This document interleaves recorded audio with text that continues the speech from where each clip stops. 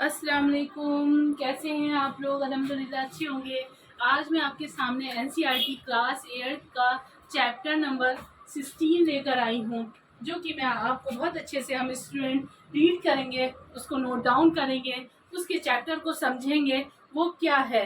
तो आइए हम करते हैं। इसका चैप्टर का नाम है फ़िलिस्तीनी बच्चे के लिए लोरी। इसे क्या कहते हैं, इससे शायर हमें क्या कहना चाहते हैं? इसका फ़िलिस्तीनी बच्चे के लिए लोहरी, यानी कि ये नज्म किसके लिए लिखा गया है? उन बच्चों के लिए, उन जिनके माँ बाप भाई बहन अपने मुल्क की आज़ादी की जिद्दोजहद में शहीद हो गए हैं, यानी कि मुल्क की आज़ादी की खातिर वो मारे गए हैं जंग के अंदर। उन बच्चों के नाम ये नज्म लिखी गई है। तो लोहरी कहते हैं, जैसे कि माँ बाप बच्चे को रोने लगता है तो कहानी वगैरह सुनाते हैं या कुछ पोयम वगैरह सुनाते हैं, तो वो लोरी को कहते हैं। तो शायर लिखता है, मत रो बच्चे, रो रो के अभी तेरी अम्मी की आंख लगी है।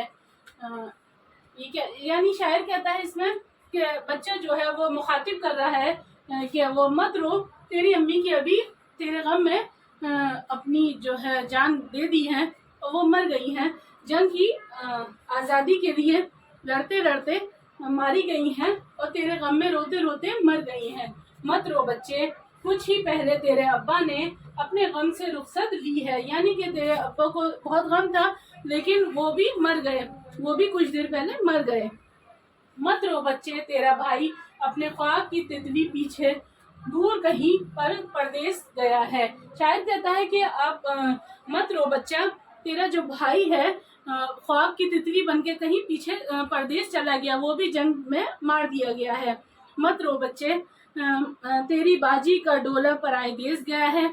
शायर कहता है कि ऐसा समझो कि तेरी बाजी जो है परदेश की मार जा चुकी है, ऐसा समझो कि वो कहीं दूसरे देश में शादी हो गई और उसका डोला वहाँ चला गया है। मत रो बच्चे, तेरे आंगन में मुर्दा सूरज लहरा के गए हैं, चंद्रमा दफना के गए हैं। शायर कहता है कि मत रो बच्चे, तेरे जो माँ बाप हैं, जो भी भाई बहन मारे जा चुके हैं, उनको जो सूरज नहला दिया है और चंद्रमा जो है वो दफना दिया गया है। मत रो बच्चे, अम्मी अब्बा बाजी भाई चांद और सूरज, ये जो इन सब का नाम लिया गया है, चांद और सूरज से मुराद है कि जो जंग के अंदर शहीद हुए हैं, मार दिए गए हैं, उनके लिए हैं। तू गर्द रोएगा तो ये सब और भी तुझको रुलवाएंगे, तू मुस्काएगा तो शायद सारे एक दिन भेस बदल कर तुझसे खेलने लौट आएंगे। शायर कहता है कि तू मत रो, अगर तू रोगे तो ये सब यादें जो हैं वो बाजी अम्मी अब्बा और रुलाएंगी, उनकी यादें। अगर तू आज मुस्काएगा तो एक दिन ऐसा आएगा कि एक दिन भेस बदल कर ये तेरे कोई सितारे की शक्ल में, कोई किसी चीज़ की शक्ल में वो तुझसे आकर खेलेंगे। ये शायर कह रहा है। इस नज़्म के जो राइटर हैं फैज़ अहमद फैज़, जो इन्होंने बहुत ही प्यारी नज़्म लिखी है और इन्होंने बहुत अच्छे से उस चीज़ को बच्चे को बताया है। और आपको अगर ये पसंद आई हो तो लाइक और सब्सक्राइब भी ज़रूर करिएगा और आगे शेयर भी कर दीजिएगा। आगे हम इसके अल्फाज मायने और सवाल जवाब भी लेते हैं और आपको हम उसको नोट डाउन भी कराएंगे। आई होप कि आपने उसको बहुत अच्छे से समझ लिया होगा। नेक्स्ट वीडियो के लिए जल्दी मुलाकात होती है। अल्लाह हाफिज़। इसके आगे के अल्फाज मायने करते हैं और सवाल जवाब की तरफ भी चलते हैं। सबसे पहले हम इस चैप्टर के अल्फाज मायने लेंगे। तो सबसे पहले हमारा अल्फाज है गम से रुखसत लेना। रुखसत, इसके मायने हैं रुखसत यानी इजाज़त। इजाज़त यहाँ मुराद है गम से निजात पा लेना। आगे है हमारा डोला परदेश, चंद्रमा चांद। आप इसको साथ के साथ ही नोट डाउन भी करते चलिएगा, साथ के साथ नोट डाउन भी करते चलिएगा स्टूडेंट।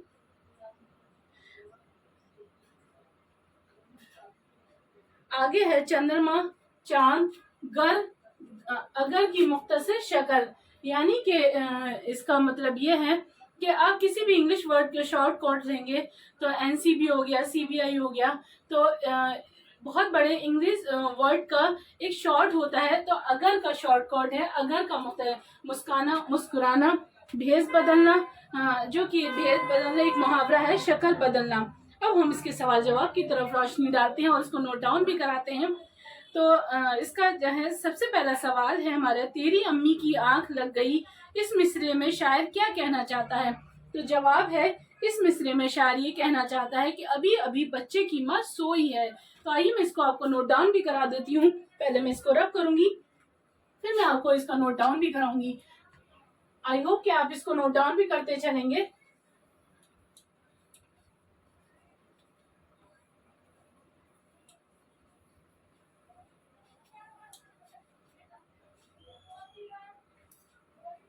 चलिए, सबसे पहला हमारा जवाब है इसका, इस मिसरे में शायर का ये कहना है, इस मिसरे में शायर ये कहना चाहता है कि अभी अभी बच्चे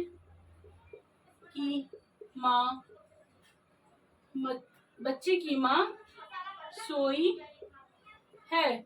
दूसरा जवाब है इसका, दूसरा, नज़म में परदेश जाने से क्या मुराद है? तो इसका जवाब है शायर की परदेश से ये मुराद है कि वो किसी दूसरे देश शायर की परदेश से ये मुराद है कि वो किसी दूसरे देश में गया है, यानी दूसरी दुनिया में गया है। तो आइए मैं इसको नोट डाउन करा दूं। शायर की परदेश से ये मुराद है कि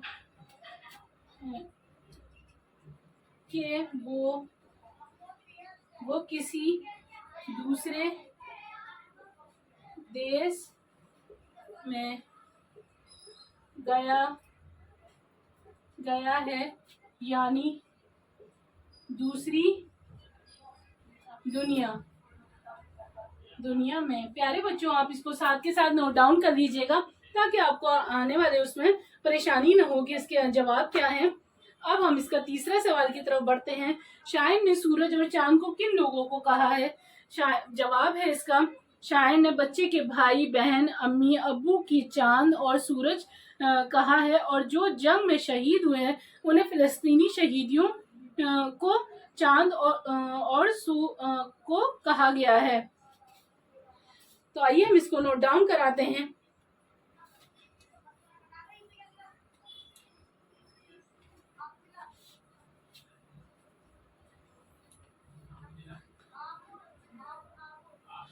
यानी वो शायर ने बच्चे के भाई, आगे लिखते हैं हम थर्ड वाला, शायर ने बच्चे के भाई बहन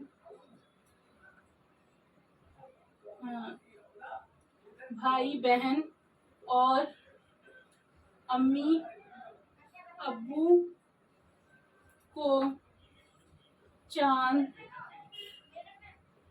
और सूरज कहा है, और जो जंग में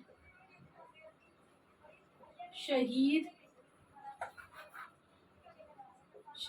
हुए उन्हें फिलिस्तीनी शहीदों को चांद और सूरज कहा गया है। प्यारे बच्चों, इसको आप साथ के साथ नोट डाउन कर लीजिएगा। अब हमारा आगे की तरफ है सवाल नंबर 4 है, बच्चे के मुस्कुराने का क्या असर होगा? तो जवाब है, बच्चे के मुस्कुराने का असर ये होगा कि बच्चे की माँ बाप भाई बहन एक दिन किसी दूसरी शक्ल में उसके सामने आएंगे, ये शायर कह रहे हैं इसमें। आइए मैं आपको साथ के साथ नोट डाउन करा देती हूँ। हमारा 4th क्वेश्चन,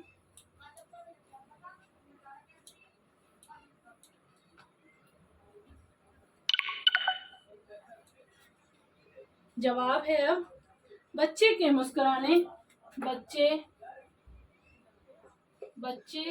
के मुस्कुराने का असर ये होगा कि बच्चे के माँ बाप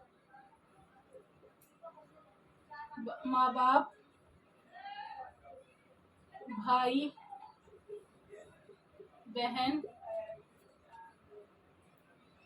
बहन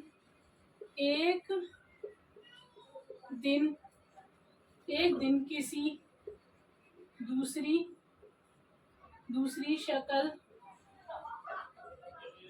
शक्ल में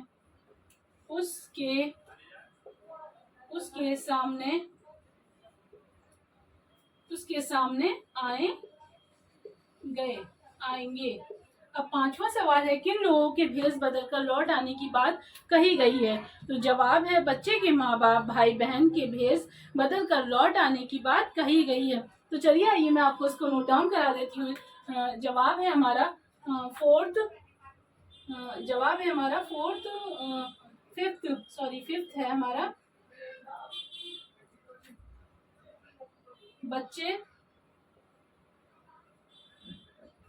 बच्चे के माँ बाप भाई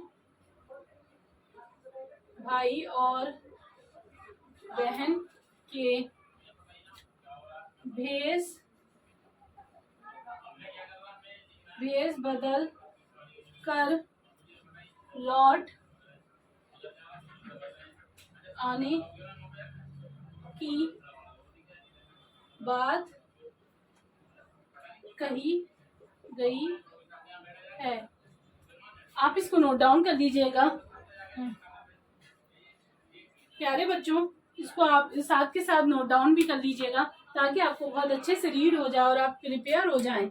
आगे हम जो है नीचे लिखे हुए लफ्ज़ों को जुमलों में इस्तेमाल कैसे करते हैं, जो कि हम जैसे एक वर्ड होता है उसको हम जुमलों में प्रोनाउंस कैसे करेंगे, उसको हम सेंटेंस कैसे बनाएंगे। तो वो एक वर्ड दिया जाता है, उसको हम कैसे करेंगे उसको। तो जुमला बनाएंगे परदेस। तो इसका जुमला बनेगा, मैं कल परदेस जा रहा हूँ।